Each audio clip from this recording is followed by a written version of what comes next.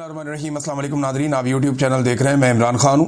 Adiala jail के बाहर पाकिस्तान तहरीक इंसाफ के लोगों ने इमरान खान साहब की बहनों के साथ धरना दिया और फिर रात गए उन्होंने धरना ख़त्म कर दिया। एक मरतबा फिर इमरान खान साहब की बहनों की या फैमिली की इमरान खान साहब से मुलाकात नहीं करवाई गई।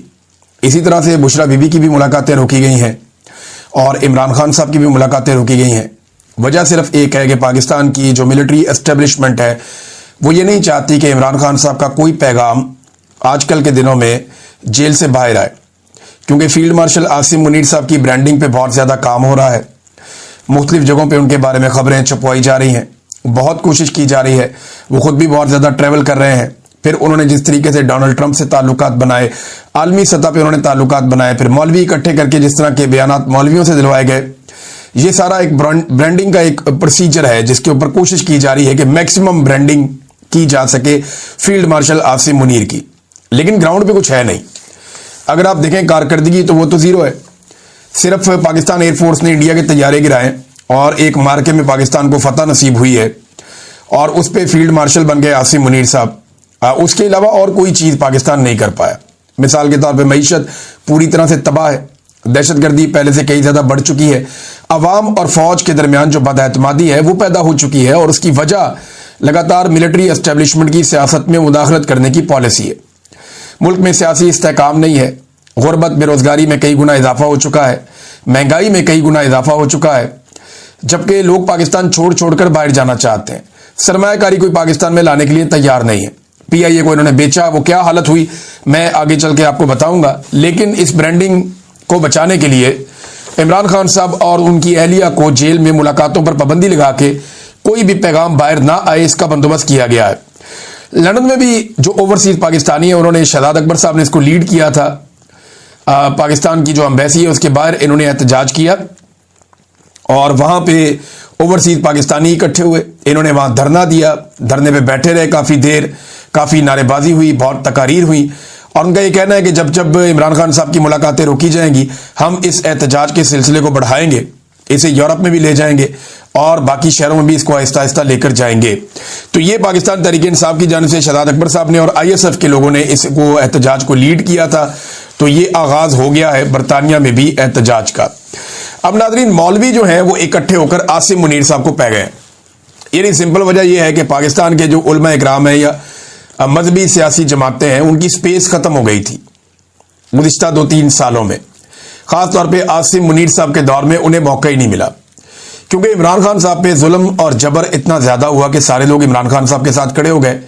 तो पाकिस्तान के जो उलमा इकराम है या मजहबी शख्सियात हैं वो डिसक्रेडिट हो रही थी। तो इन्हें प्रॉब्लम ये आ रहा था कि कोई तहरीक खड़ी नहीं कर पा रहे थे, कोई आवाज उठा नहीं पा रहे थे।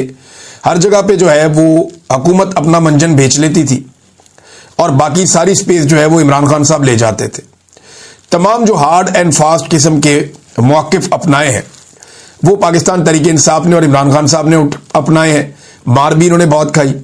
तहरीक लब्बैक बीच में खड़ी हुई, लेकिन जिस तरह से उन्हें कुचला गया और जैसे उनकी क़यादत को गायब कर दिया गया, वो दोनों रिजवी बरादरान अभी तक नहीं मिलते और जो लोग मौजूद हैं उनसे मेरी कभी टेलीफोन पर बात हो तो बेचारे कुछ बोल नहीं सकते, ना उनके पास कोई इन्फॉर्मेशन है, ना गाइडेंस है, ना वो बात कर सकते हैं।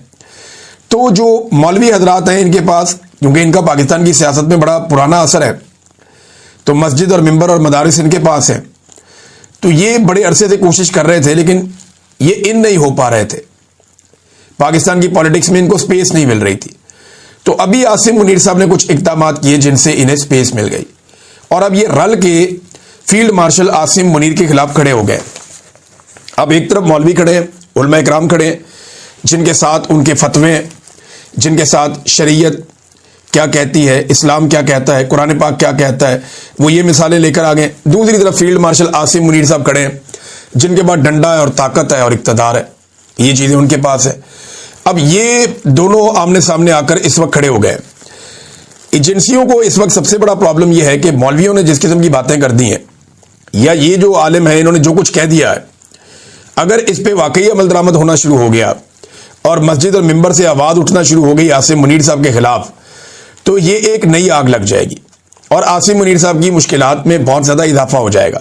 पहले ही उनकी ब्रांडिंग नहीं हो पा रही, पहले ही वो आवाम में मकबूल नहीं हो पा रहे, पहले ही वो कोई ऐसी चीज नहीं कर पा रहे जिससे पब्लिक के और इदारे के बीच में जो खलीज है वो कम हो सके, तो इससे तो खलीज और बढ़ जाएगी जब मस्जिद और मिंबर से भी उनके खिलाफ आवाज उठ जाएगी। तो अब जनाब जो उलमा इकराम ने ये स्पेस हासिल करने की कोशिश की और जो बातें की हैं वो मैं आपके सामने रखता हूं। नंबर एक तो उन्होंने इस्तिस्ना को गैर इस्लामी, गैर शरई और कुरान पाक के खिलाफ करार दे दिया। एक चीज आपने ये याद रखनी है। नंबर दो, इन्होंने कहा कि गजा में जो बैनुल अक़वामी इस्तेहकाम फोर्स या इंटरनेशनल स्टेबलाइजेशन फोर्स जो जा रही है उसका हिस्सा पाकिस्तानी फौज को बिल्कुल मत बनाए, ये उन्होंने मुतालबा कर दिया। नंबर तीन, मुरीदके में जो कुछ हुआ, जैसे वहां पे इंसानों को कुचला गया और जिस तरह लाशें छुपाई गई, जिस तरह जख्मी छुपाए गए, इस पे उन्होंने कहा कि रिजवी बरादरान कहां है, हमने उसके ऊपर क्या किया, यह भी उलमा ने मामला उठाया। नंबर चार, उलमा ने जोर दिया इस बात पे कि चार दीवारी से बाहर निकले। जब हुकूमत बदमाश हो जाए तो हड़तालें और एहतजाज जायज होते हैं। नंबर पांच, जिन मौलवियों ने या दरबारी मुल्लाओं ने जाके खुशामद की आसिम मुनीर साहब की और शहबाज शरीफ साहब की और जिन्होंने जूते पॉलिश किए, उनके बारे में ये कहा गया कि मदहा सरा किस्म के लोगों को इकट्ठा करके उनकी तायीद लेना हुक्मरानों के लिए मसला नहीं होता। तो उन मौलवियों को भी अपने से अलग कर दिया कि ये तो मदहा सराई करने वाले मौलवी हैं, कमर्शियल किस्म के मुल्ला हैं। तो ये गए और जाके उन्होंने तारीफें कर दी, जो इनको बुलाया गया उन्होंने वो कर दिया। फिर जो एक ताहिर अशरफी ने बात की थी बैत लेने की कि वो आसिम मुनीर के हाथ पे बैत लेना चाहते हैं, 30 लाख उलमा और तलबा भी मेरे साथ हैं और हम बैत करते हैं आसिम मुनीर के हाथ पे, तो इस पे मौलवियों ने बहुत ठोका। ये ताहिर अशरफी साहब को उलमा इकराम ने चंगी भली क्लास ले ली उन्होंने, और उन्होंने कहा जी वहां ये नारे लगाना कि तमाम उलमा बैत के लिए तैयार हैं, ये बिल्कुल गलत है, ये लोग खलीफा इस्लाम बनकर बैत लेने नहीं आए। फिर एक और बात भी इसमें कही गई कि गैर मशरूत बैत सिर्फ रसूलुल्लाह सल्लल्लाहु अलैहि वसल्लम की हो सकती है। ये जनाब उलमा इकराम ने कहा। मैंने ताहिर अशरफी साहब को यह बात समझाई थी कि सरकारी मुलाजिम के हाथ पे बैत नहीं करते, सरकारी मुलाजिम के हाथ में तनख्वाह रखते हैं। जब वो अपना महीना मुकम्मल करता है तो उसके हाथ में तनख्वाह रखते हैं ताकि वो अपनी फैमिली का पेट पाले, उसके हाथ पे बैत नहीं की जाती, क्योंकि ये बेचारा रिटायर हो जाता है ना, फिर नया आ जाता है, फिर नया आ जाता है। फर्ज करें कल को कोई और ऐसा आर्मी चीफ आ जाता है जिसके अकायद आपसे नहीं मिलते, तो क्या आप उसके हाथ पे भी बैत कर लेंगे? ऐसे नहीं होता। सरकारी अफसरान को तनख्वाहें दी जाती हैं, उनके हाथों के ऊपर बैत नहीं की जाती। उलमा ने जोर दिया कि तहरीक के बगैर कोई चारा नहीं है, तमाम सूबाई दारुल हुकूमतों से इसका आगाज किया जाए, वरना यह खतरा है कि यह कलमा का इनकार करके कुफरिस्तान का दावा कर देंगे। ये जनाब मौलाना एजाज मुस्तफ़ा साहब ने यह बात की है। फिर एक और आलम दीन उन्होंने कहा जी ऐसे काम ही ना करें जिससे आपको इस्तिस्ना लेना पड़े।